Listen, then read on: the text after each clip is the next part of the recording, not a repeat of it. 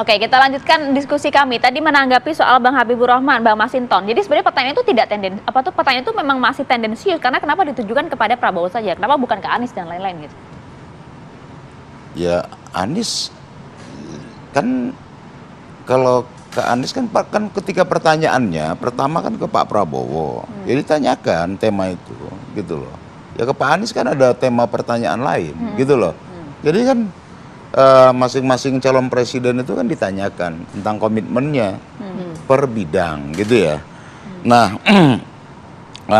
jadi apa yang disampaikan oleh Pak Ganjar ya itu bukan hal yang tendensius. Hal yang sama juga ditanyakan oleh Pak Anies kok ke Pak Prabowo gitu. Jadi umpama tendensius juga dong kalau gitu. Iya kan Sama-sama tendensius gitu. ya, dalam perdebatan itu Hal yang biasa. ya hal yang biasa, pasti punya tendensi. Tendensi itu bukan ke dalam ke pribadinya, tapi pada tendensi ide gagasannya apa. Gitu loh. Jadi kalau dalam berdebat ya perdebatan itu seperti itu. Dia harus jawab singkat, tepat gitu loh, dan substansinya Terjawab dapat. nggak? Karena kepemimpinan itu dibutuhkan respon yang cepat, maka butuh orang yang punya pemikiran cepat. Gitu loh, satset gitu kan. Nah, makanya kan Masuk tuh ya. selalu Oke. kalau kita lihat debat ya, dia durasinya nggak panjang karena memang menguji itu tadi yang disampaikan oleh Mbak Fitri, menguji kecepatan, menguji emosional orang juga gitu loh. Emosi boleh, tapi yang nggak boleh itu adalah emosional, menanggapi apa itu ya, bahan pertanyaan apa segala macam.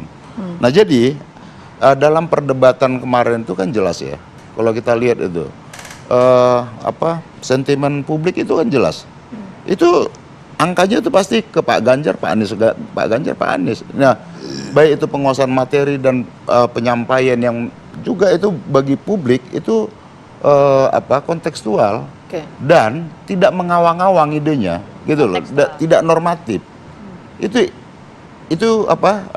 Itu perlu diketahui oleh publik sehingga publik itu bisa melihat oh ini normatif, oh ini yang masuk ke ranah substantif gitu loh. Oke, Bang Ramli melihatnya seperti apa? Tendensius atau tidak itu kan sangat subjektif ya. Jadi kembali ke apalagi kami-kami yang terlibat di Pilpres ini pasti akan berpikir oh itu tendensius kalau menyerang kami. Tapi kalau tidak menyerang kami bukan tendensius. Jadi ini subjektivitas pemikiran ya. Subjektivitas. Pasti. Jadi pasti akan ke situ. Dan kami melihat pertanyaan-pertanyaan sebenarnya bukan menyerang individu, lebih kepada ide, gagasan, kemudian kelembagaan dan seterusnya. Ya sama misalnya ketika Mas Anies ditanya soal IKN ya sama Mas Ganjar. Ya dengan enteng kan Mas Anies menjawab dengan sangat baik gitu soal IKN. Ya kalau memang kita tidak sepakat dengan IKN ya kenapa tidak gitu. Itu kan bagian dari proses yang memang diyakini Pak Anies bahwa pemerataan itu lebih penting daripada mengumpulkan di satu tempat. Gitu. Dan silahkan masyarakat memilih, seperti kata Pak Prabowo, silahkan masyarakat menentukan kan. Gitu. Ya kalau misalnya tendensius kan, kami juga merasa tendensius ketika Pak Prabowo dengan mimiknya itu seperti agak menyerang Mas Anies ya. Seperti ye dan seterusnya, itu kan Anies gitu kan. Jadi itu juga kalau kita berpikir tendensius ya pasti tendensius rasanya gitu. Ya. Apalagi Mas Anies ya memang dicalonkan sama Pak Prabowo di DKI Jakarta. Itu seperti anak kecil ya. Saya dulu kasih, kalau bukan saya kamu nggak bisa bahkan apa-apa. Gitu. Itu jadinya seperti itu. Sempat tersinggung nggak pada saat hal itu diungkap oleh Pak Prabowo? Kalau kami lihat Mas Anies sih santai saja menanggapi ya. Jadi tapi kan pendukung itu beragam ya. Pendapatnya beragam. Saya kebetulan pas debat itu di markas kita. Ya jadi komentator buat teman-teman lain kan. Responnya kan kelihatan. Responnya apa, Bang? Responnya ya pada saat Pak Prabowo bilang seperti itu mereka pada wuh gitu kan gitu. Jadi itu kalau tendensius atau tidak ya kembali ke persepsi masing-masing sebenarnya.